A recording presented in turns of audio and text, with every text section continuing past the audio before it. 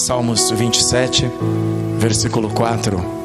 Leio na Nova Versão Internacional da Bíblia Sagrada. Uma coisa pedi ao Senhor, é o que procuro, que eu possa viver na casa do Senhor todos os dias da minha vida, para contemplar a bondade do Senhor e buscar sua orientação no seu templo. Amém. Amado Pai, obrigado por este momento. Obrigado por este instante precioso em que paramos tudo para agora ouvir a Tua voz. Tua palavra já foi lida, mas será nos próximos minutos e também será explicada. De minha parte, eu te peço graça, favor, para que me uses para a Tua glória, para falar a estes irmãos aquilo que o Senhor já tem preparado para eles, para que cada um receba a porção de graça que o Senhor preparou para hoje. Da parte da Tua igreja, dos meus irmãos e irmãs, eu lhe peço, Senhor, que os ajudes a que suas mentes e corações estejam agora cativas mesmo, voltadas para Ti, Senhor, em nome de Jesus. Que nada lhes atrapalhe, que nada lhes tire o foco, e o foco agora não é outro senão ouvir a pregação da Tua palavra. Alcança-nos, ó Deus, em nome de Jesus. Edifica-nos, Senhor, em nome de Jesus. Sara-nos, Senhor, sara-nos, Deus, em nome de Jesus. Te damos a honra e te damos a glória, todo louvor e toda a adoração, inclusive em forma de atenção e de tempo. Amém. Amém. Deus tem que ser o seu tudo. Muitas vezes tudo que se quer é parar. Por que servir a Deus? Algumas perguntas. Somos tomados às vezes de assalto pelos pensamentos, assim como foi o salmista Asaf, que está retratado lá no Salmo 73. Por que servir a Deus? Por que Jesus está demorando tanto? Cantamos agora aqui, Maranata, ora vem Senhor Jesus. Nós o esperamos, aguardamos a sua volta. Mas Ele está demorando tanto? Conhecer mais a Deus, meus irmãos e minhas irmãs, nos ajudará com isso, nos ajudará a continuar, nos ajudará a ter respostas para estas perguntas. Eis aqui no Salmo 27 um salmo de fé. Ele começa com Davi afirmando a realidade de Deus na sua própria vida, o que Deus significa para ele, para o salmista. Davi mostra aqui um forte desejo de viver na presença de Deus e chama a atenção para a necessidade permanente que todo crente tem de esperar no Senhor, de não sair querendo resolver as coisas do seu jeito, com a força do seu braço, dos seus recursos. Nada disso terá muito valor, nada disso será suficiente, mas Deus sim pode ser o tudo que nós precisamos. Deus sim pode ser a solução. Então esperar no Senhor cabe bem. Vamos aprender aqui com Davi. Passo por 4 pontos esta noite, dos quais o primeiro é o seguinte: por que o medo? O versículo 1 do Salmo 27 diz assim: o Senhor é a minha luz e a minha salvação. De quem terei temor? O Senhor é o meu forte refúgio. De quem terei medo? Deus é luz. João diz que nele não há trevas. Deus é luz. A luz também indica libertação das trevas. Nossa vida era abismo e trevas antes de Jesus. Mas um dia, assim como fez lá no Gênesis, Deus disse: haja luz. E a luz resplandeceu sobre as nossas vidas. Deus é luz.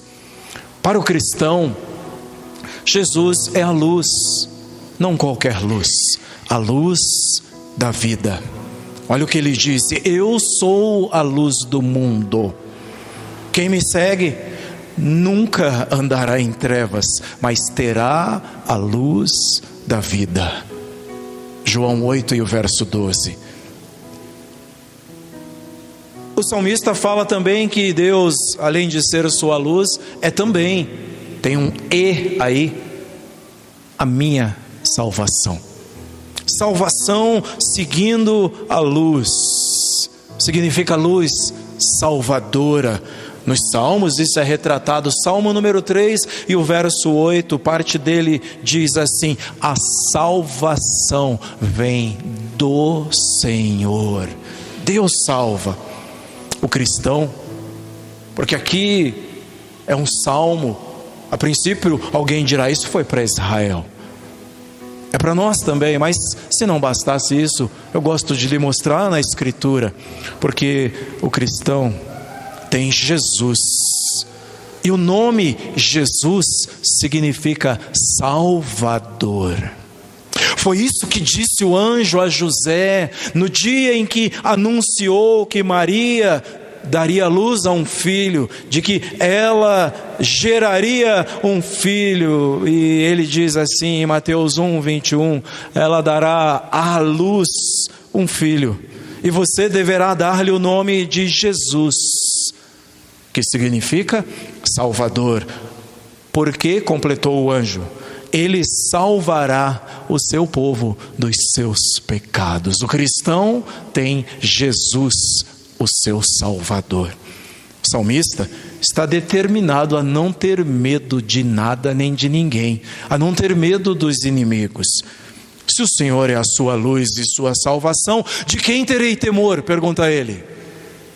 Ora, se Deus é seu forte refúgio, é seu refúgio, de quem terei medo? Pergunta ele de novo. Foi esse texto que lemos aí no verso 1.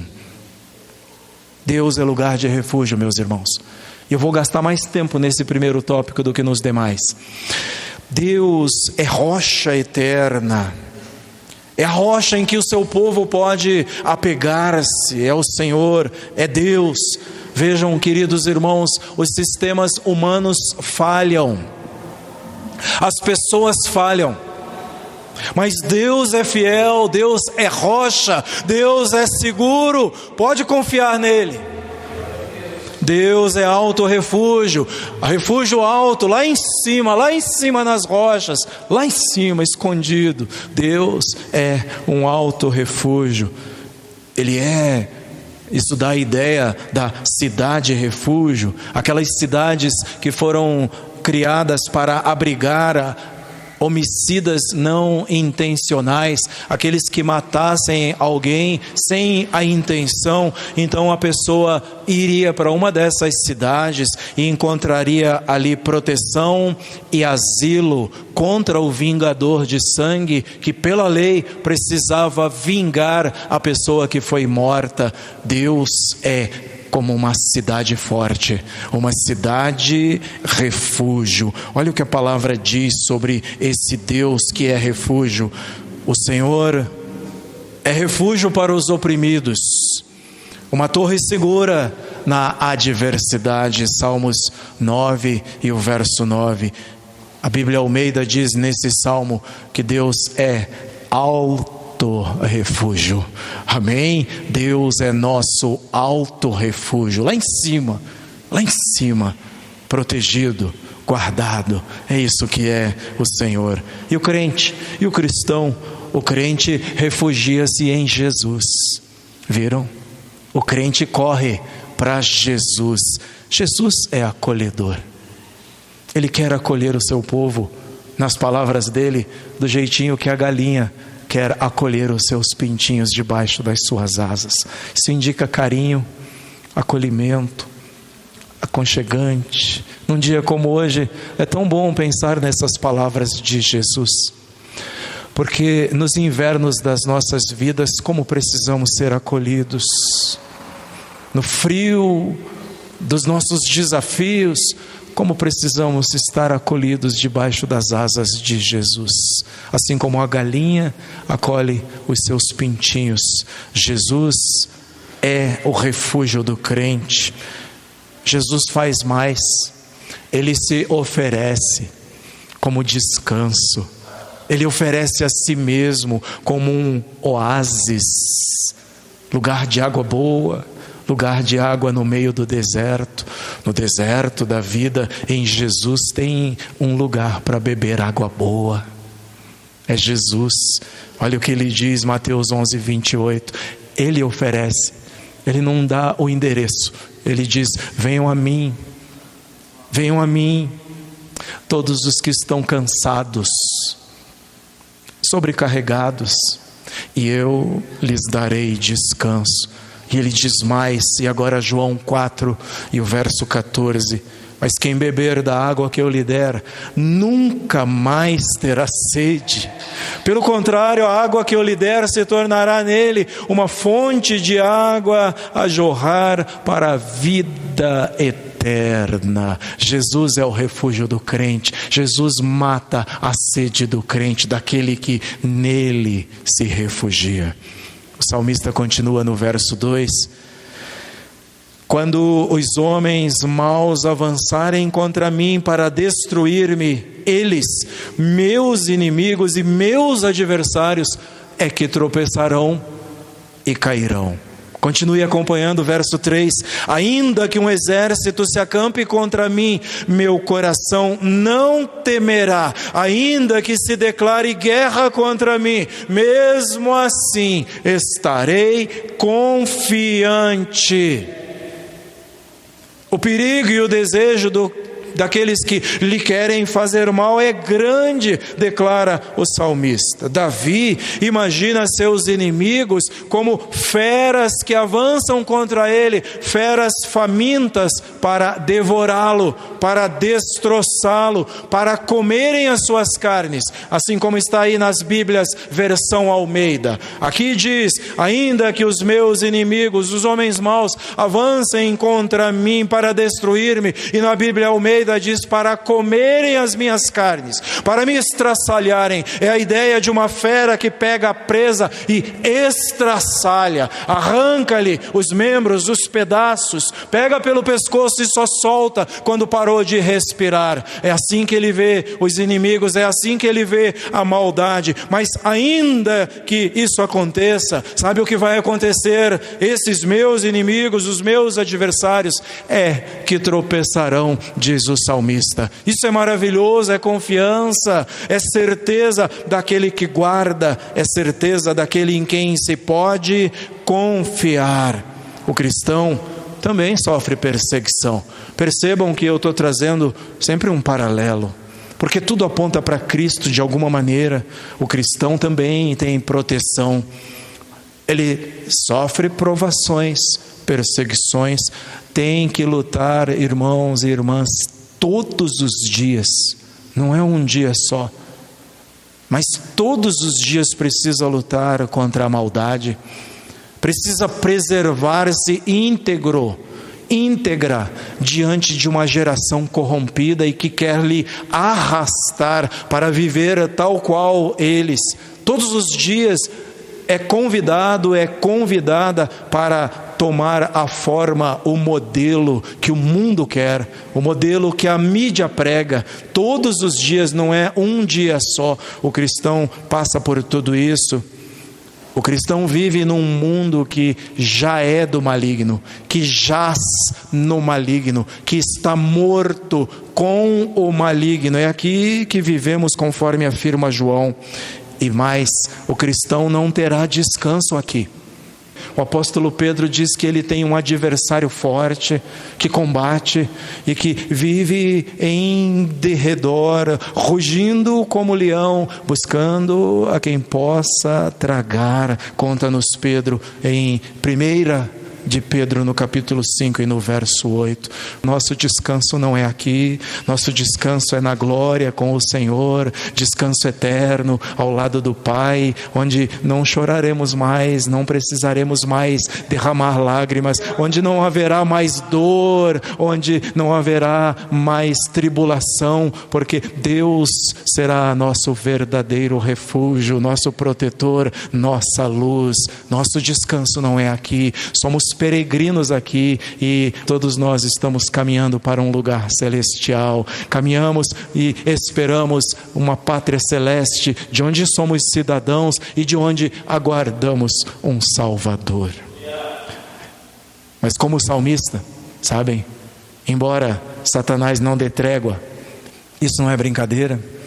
A gente pode até brincar de ser crente, mas o diabo não brinca de ser diabo. Ele não pensa 2, 3 vezes para detonar com uma família. Ele não pensa 2 ou 3 vezes para nos lançar dúvida e nos tirar daquilo que vinha vindo bem, que vinha andando tão bem, e de repente uma sementezinha, os dardos inflamados do maligno é plantada por pessoas ou o que quer que seja, e aí parece que tudo vai por água abaixo. Mas o crente tem uma esperança. Qual é? O crente não precisa ter medo, porque João diz que aquele que está em nós é maior do que aquele que está no mundo. Amém? Aquele que está contigo é maior do que aquele que está no mundo. Em segundo, queira mais de Deus.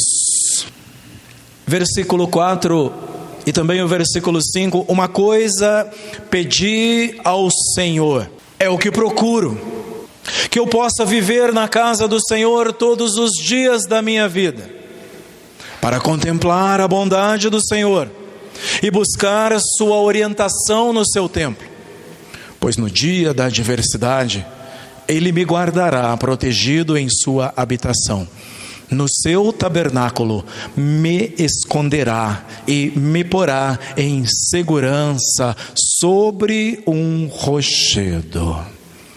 Esse é o desejo de mais intimidade com Deus, conhecer mais a Deus, ter mais do Senhor, estar mais com Deus, não somente porque Deus protege.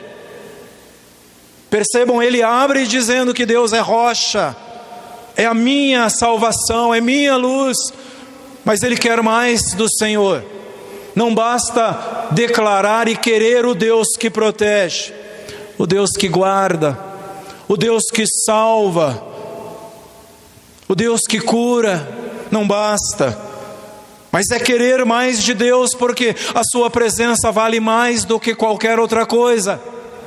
É querer mais de Deus, porque a sua presença vale mais do que qualquer outra pessoa. Ninguém nos fará melhor do que Deus, nem a melhor das amigas, o melhor dos amigos, o melhor dos maridos, a melhor das esposas, o melhor dos filhos, o melhor dos pais. Ninguém nos tratará como Deus nos trata. Ninguém nos fará como Deus nos faz. Não há nada melhor do que Deus e do que a sua presença, nada melhor do que isso. Por quê? Porque a Bíblia diz que o seu amor, a sua benignidade é melhor do que a própria vida.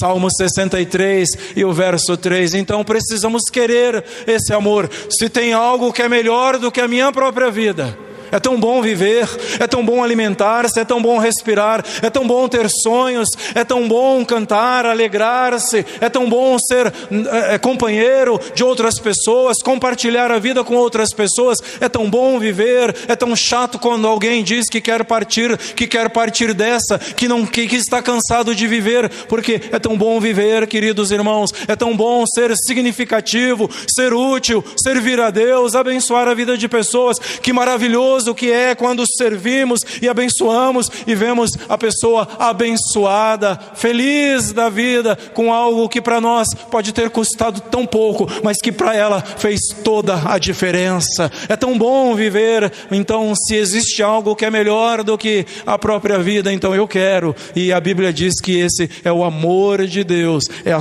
sua benignidade que é melhor do que a própria vida. Salmo 63 e o verso 3.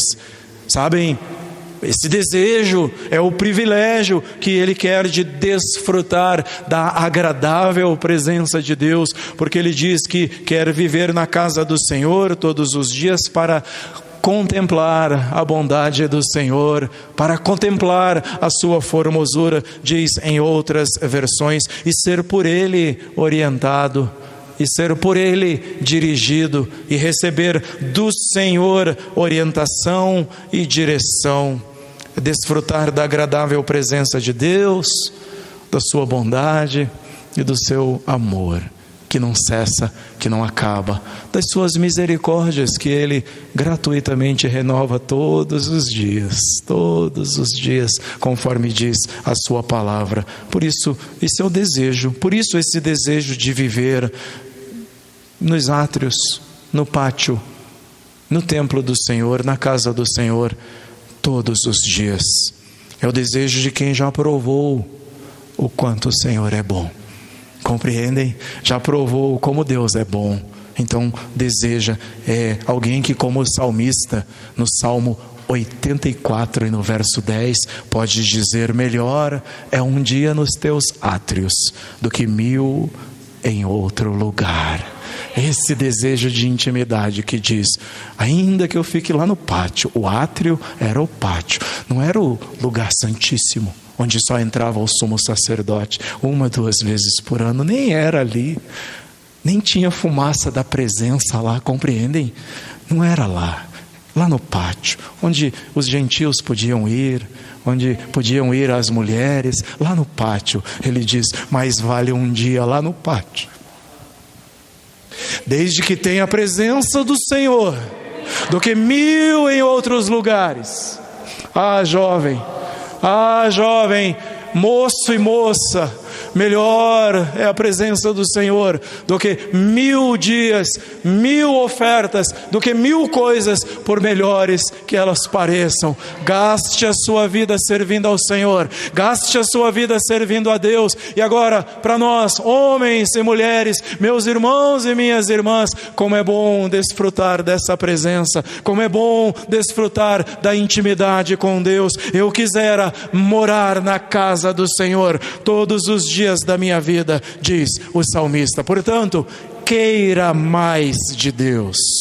Terceiro, o culto não para.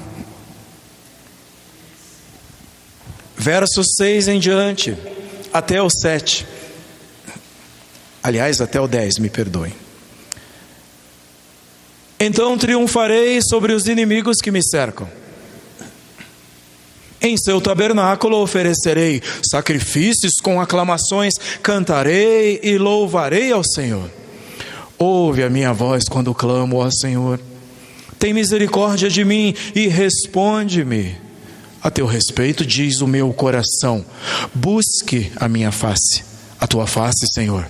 Buscarei, não escondas de mim a tua face. Não rejeites com ira o teu servo. Tu tens sido meu ajudador. Não me desampares, nem me abandones, ó Deus meu Salvador. Ainda que me abandonem pai e mãe, o Senhor me acolherá. O salmista continua confiante da vitória. Assim, o seu culto não para. Ele louva a Deus, clama pela sua misericórdia, suplica a Deus que não esconda dele a sua face, que não esconda dele o seu rosto. Ele sabe e declara que ainda que todos o rejeitem, o Senhor lhe acolherá.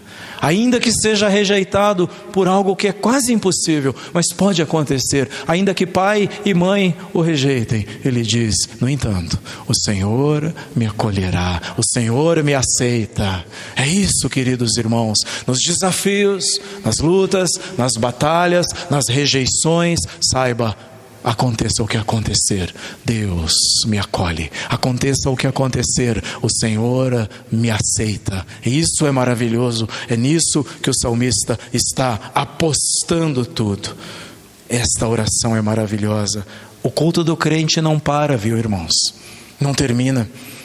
O crente continuamente oferece, assim como o salmista, um culto agradável a Deus, sacrifício agradável a Deus, através da pessoa de Jesus. Ouça o que diz a palavra em Hebreus 13 e o verso 15. É um convite, é um lembrete. Vejam, por meio de Jesus, portanto, ofereçamos continuamente a Deus um sacrifício de louvor, que é o quê?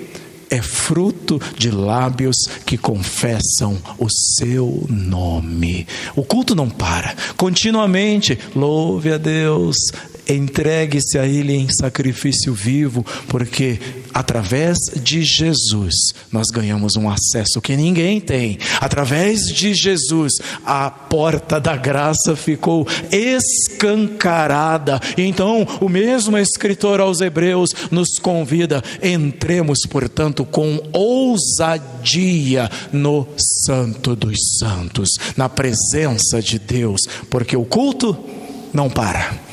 Quarto, é Deus que mantém o crente firme. Versos 11 até o 13. Ensina-me o teu caminho, Senhor. Conduz-me por uma vereda segura por causa dos meus inimigos. Não me entregues ao capricho dos meus adversários, pois testemunhas falsas se levantam contra mim, respirando violência. Apesar disso, essa certeza eu tenho: viverei até ver a bondade do Senhor na terra. É uma oração pela continuidade da fé.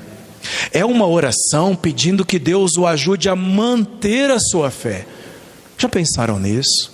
Quantas vezes você orou ao Senhor dizendo: Senhor, me ajuda a manter a minha fé, me ajuda a não desmaiar, desvanecer, desanimar. Já fez a oração como fizeram os discípulos? Senhor, aumenta a minha fé, eu preciso mais fé. A oração do salmista é para que Deus o ajude a manter a sua fé. No meio de uma vida cheia de aflições, uma pessoa afligida clama ao Senhor: me ajuda. Sabem por quê, queridos irmãos, precisamos orar assim? Porque nós precisamos de fé para hoje, precisaremos de fé para amanhã, e precisaremos de fé até quando Jesus voltar. Lembram-se da pergunta que Jesus faz aos seus? Será que o Filho do Homem encontrará fé na terra quando voltar? Havia uma preocupação no coração do Senhor, porque os nossos dias são maus, são dias de dúvida, dias em que a dúvida é semeada nos corações. Então oremos ao Senhor já, ainda esta noite: ajuda-me com a minha fé. Como o pai daquele menino que, possesso por demônios, era jogado ao chão, e diz ao Senhor Jesus: se tu podes, faz alguma coisa por ele. Jesus diz: se eu posso, tudo é possível ao que crê. Aquele pai se joga aos pés de Jesus e diz: perdoa-me, Senhor, perdoa a minha falta de fé, ajuda-me com a minha falta de fé. Muitas vezes é como esse pai que nós estamos, então carece de pedir: me ajuda, Senhor, me ajuda com a minha falta de fé, me ajuda porque eu duvido do Senhor todo. Não é um dia só, porque eu duvido do Senhor todos os dias. Você dirá, mas eu nunca disse que duvidava, mas também não agimos como quem crê. Percebem? Porque o não fazer já é incredulidade, porque o não querer já é incredulidade. Então duvidamos do Senhor, sim, com as nossas atitudes, ou com a falta delas, duvidamos do Senhor. Que Deus nos dê graça, meus irmãos, porque quem nos mantém firmes é o Senhor, é Deus. Não desanimem por causa de situações, por causa de lutas. Não desanimem porque o Senhor está demorando. Continuem firmes, esperando na promessa do Senhor. Confie, assim como o salmista, confie de que você vai viver para ver a bondade do Senhor. Aqui mesmo, aqui na terra, você verá a bondade do Senhor. Sabem como? Deus transformando a sua casa, Deus transformando a sua família. E para que mais do que a bondade do Senhor, quando eu olho para mim e penso em alguns anos aí para trás, em alguns meses talvez, quem eu era, quem eu fui sem Jesus, quem éramos, quem era o meu pai, quem era a minha família sem Jesus, mas eu estou vivendo para ver a bondade do Senhor. Isso é maravilhoso. Eu creio que apesar da luta, eu creio que apesar da guerra, da perseguição, dessas batalhas que às vezes parece que vão me vencer, eu creio, como diz o salmista, que eu verei a bondade do Senhor nesta terra. Eu verei a bondade do Senhor varrendo com salvação a nossa cidade. Eu verei a bondade do Senhor salvando maridos para Cristo, pelos quais as nossas irmãs vêm orando. Eu verei a bondade do Senhor com filhos e filhas obedientes aos seus pais e obedientes a Deus. Eu verei a bondade do Senhor aqui nesta terra. Por quê? Porque é Deus quem mantém o crente firme. Aleluia. Eu quero fazer umas considerações finais encerrando este tempo. O verso 14 diz: espere no Senhor, seja forte, coragem, espere no Senhor. O salmo finaliza com encorajamento e com orientação. Você leu aí comigo? Encorajamento e orientação. Espere no Senhor. Espere, seja forte, coragem. É como o salmista pegando pelo braço, chacoalhando e dizendo: confia no Senhor, seja forte, seja corajoso. E nesta noite o Senhor está falando comigo e contigo: confia no Senhor, não é hora de parar, não é hora de desistir. Tenha coragem, seja forte, espere no Senhor. Para de esperar no governo, para de esperar em pessoas, espere no Senhor, nele. Seja forte e corajoso. É uma espera confiante essa, viu? Não é qualquer espera, é uma espera com esperança, não é uma espera passiva. Vejam, não é aquela história de cruzar os braços e ver no que vai dar. Não, não é isso. Também não é cuidar só de si, já que eu sou salvo, os outros que se virem. Não, não é isso. É a espera de quem se importa. Enquanto espera, vamos levar junto o máximo de pessoas que nós pudermos. Enquanto esperamos, vamos continuar espalhando esse amor que nos alcançou, porque foi pura graça, por isso que nós fomos alcançados. Pense um pouco, em nós não havia e não há nada de bom, mas a graça do Senhor nos alcançou. A graça dele nos alcançou. Vejam, já que sou salvo, eu não posso ficar dando uma pelota para os outros, eles que se virem. Não, isso é ingratidão, porque não merecíamos, ele nos alcançou. Isso é insensibilidade, é olhar para o outro e olhar para ele como quem não sente dor. Insensíveis, não. A igreja não pode ser assim. É falta de misericórdia. Que coisa, não é, irmãos? Nós, alvos da misericórdia do Senhor todos os dias, que precisamos da sua misericórdia todos os dias, sejamos também misericordiosos. exerçamos também misericórdia. Sabe, olhar para os outros e não se importar é antipatia com o outro, o contrário de simpatia, e pior ainda, é o contrário de empatia. Empático é a pessoa que olha para o outro e como se a dor do outro já fosse sua e diz: eu preciso fazer alguma coisa. Empatia olha para o outro e diz: esse problema passa a ser meu também. É o que a Bíblia manda. Empatia é alegrar-se com o outro nas suas conquistas, mas é também chorar com os que choram, como manda a palavra de Deus. É essa espera que conta, é essa espera de que precisamos. É esperançar, não é ficar de braços cruzados gritando Maranata, Maranata, Maranata. Isso não é fé. Isso não é fé, isso é acomodação. Esperançar quer dizer trabalhar enquanto espera, renovar a mente, renovar o coração todos os dias, servir ao Senhor com alegria, não servir ao Senhor com peso, como se estivesse carregando um fardo para aguentar. Servir ao Senhor com alegria e mais, crer nas suas maravilhosas promessas. A gente prega como quem não crê, e por isso que às vezes temos poucos resultados. É pregar crendo de que Deus pode e faz, de que Deus cura, de que Deus liberta, de que Ele salva. Essa é a espera que conta, essa espera. Esperar no Senhor é esperar conforme profetizou Isaías. Aqueles que esperam no Senhor renovam as suas forças, voam bem alto como águias, correm e não ficam exaustos, andam e não se cansam.